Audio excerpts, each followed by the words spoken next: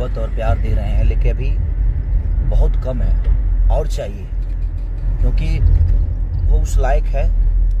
और जब तक आप सबकी मोहब्बत और प्यार उसको नहीं मिलेगी, तब तक मुझे नहीं लगता कि वो एक अलग दिशा में जाएगी।